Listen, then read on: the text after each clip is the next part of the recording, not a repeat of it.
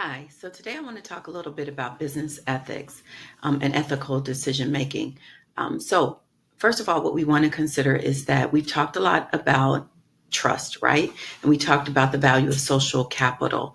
We said that social capital was basically intangible, right? And that it couldn't be defined. When we talk about social capital, we're referring to the trust, the respect that exists between peers, but we're also talking about the trust, respect, understanding that exists between employees and upper level management.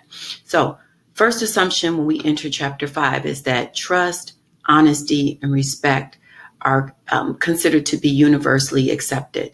And we, on the surface of things, assume that most individuals are going to operate with those values in mind. However, we know that ethics and ethical decision making is often complicated due to the fact that we have varied personalities that work within a firm, and we have varied circumstances that exist across business situations.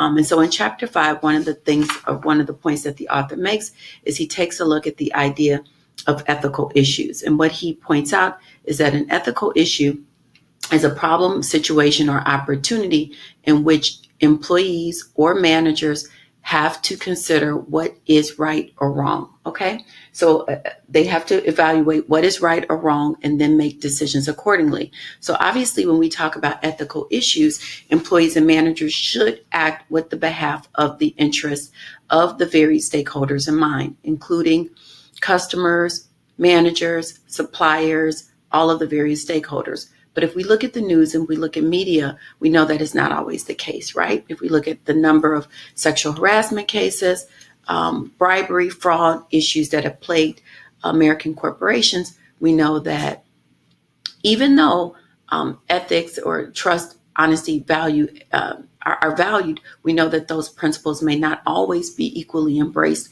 across all situations. And so what we want to do in chapter 5 is take a look at specific examples of ethical issues that can arise in the business place. So one of the first examples is abusive or intimidating behavior. So automatically, when we think of abusive behavior, oftentimes we're thinking of someone being physically violated, but it doesn't necessarily have to be a physical assault, right? So it can be the tone of voice that someone uses, someone speaking using foul language or swearing, maybe yelling, speaking in an intimidating way. All of those can or constitute the definition of abusive or intimidating behavior.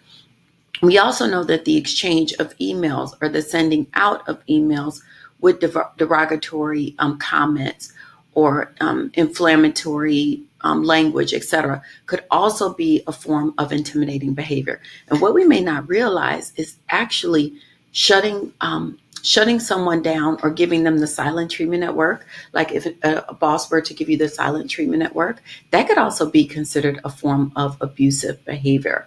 Okay, so again, abusive behavior covers a number of different circumstances. And what we also want to keep in mind when we talk about abusive behavior is language. So we know that there may be a difference in language between millennials and baby boomers and Gen Xers. And oftentimes language can be misconstrued, right? So someone from my generation may say, hey, did you guys hook up last night? But we know for someone millennial, Gen Z or Gen Y, that may have different meaning, right? So when we are in a workplace, we have to be very careful about not only the language that we choose, but also the tone that's used. Another form or ethical issue that arises in the workplace is the misuse of company time. So the first and probably the most prevalent way that employees misuse company time is via the internet. So using the internet or using computer for personal use. So I want you guys to think about the places that you've worked. How have employees misused company time? How have they cheated or stolen from the organization? All righty. So I'm sure some of you are saying people go for long smoke breaks. They check in or punch in early, punch in late, or maybe they have someone to punch out for them. They steal company supplies. On the extreme side of things, we know that people who work within retail organizations can steal from the company by perhaps giving friends, family members products for free, or maybe giving them a significant discount. So again, misuse of company time, basically, how do you steal time from the company? So that's using computers for personal use, taking more time for breaks, leaving early, coming in late, having someone clock in for you. There are a variety of ways that employees misuse company time and resource. Another area that we want to consider is conflict of interest. And if we were in class, I probably would show you guys a video, and I may include it anyway. But one of the dilemmas that came up in the last few years was regarding Ivanka Trump. So when we talk about conflict of interest, this is where an employee has the opportunity to advance his or her own personal interests without regard for the company, right? So we know as an employee, our first and primary form of obligation is to the well-being of the organization and its stakeholders. But when we look at conflict of interest, what we're saying is we're going to take advantage or use our position or use our resources as an employee to advance or to achieve personal gain. So there was a dilemma with Ivanka Trump. She gained numerous licenses in China, and she was accused of using her position in the White House and her proximity to the president to gain access in the Chinese market.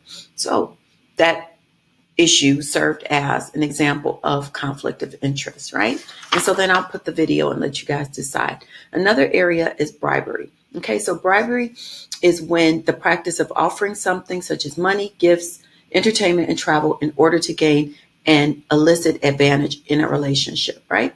So I talked a little bit in class about Walmart and how Walmart engaged in bribery in Mexico in order to gain access to land to expand Walmart stores, right? So we know that bribery is accepted in Latin American countries, in many Spanish-speaking countries across the world, but bribery is not accepted here within the United States.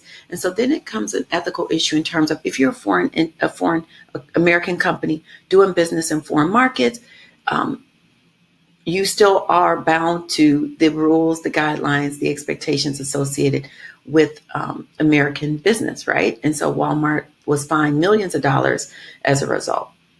The last issue that we're going to talk about, or one of the last issues, is discrimination and sexual harassment.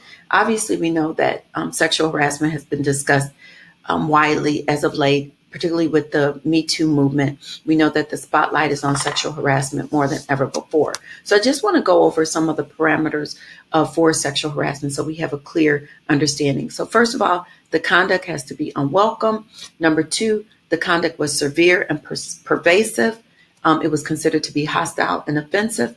And number three, the conduct, and this is what's most important, that the conduct or behavior made it difficult for the employee to conduct his or her work on a day-to-day business, so that this behavior, offensive behavior, actually prevented the employee or interfered with their work performance, right?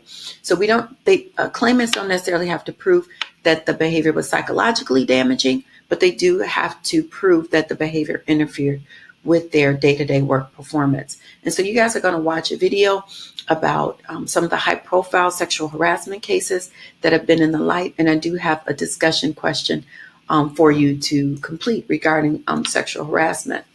But we also want to keep in mind that there's been a shift. So when we talk about sexual harassment historically, we usually look at women as being victims. But we now know there are multiple cases, Harvey, in terms of when men have been accused or men have been victimized in terms of sexual harassment.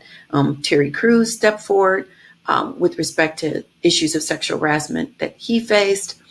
We know that there have been other high-profile cases in which men have admitted to being sexually harassed as well.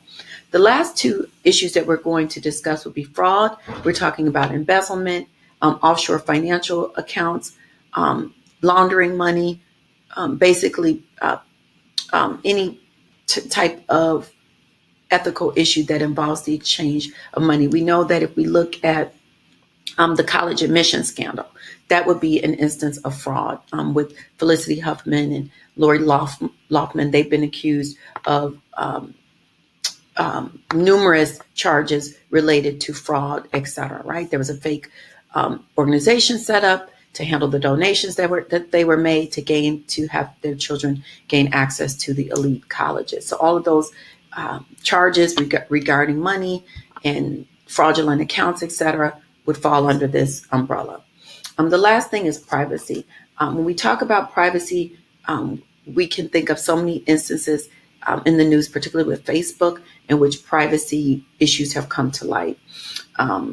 When we talk about privacy with respect to employees, there are a couple of different ways that we can look at privacy. Privacy with respect to consumers and their privacy and their rights as consumers, but then also employees and how much, when we talk about Big Brother, employees being monitored, et cetera, in terms of their online activities and the use of cookies, et cetera, being placed in devices to monitor or to track behavior online, right? And so we know that employees may monitor or track how employees use computers, et cetera. But then there's the issue of how much snooping should really be allowed and what's in the best interest of the employee. You guys are going to watch a video on Facebook that's going to take a look at Facebook and some of the ways in which they have breached trust between their organization and employees or customers because of data breaches and because of circumstances or situations in which our information has been shared. All right. So this was a lengthy video. I apologize, but hopefully it hit upon some of the key nuggets that are important in Chapter 5. Thank you.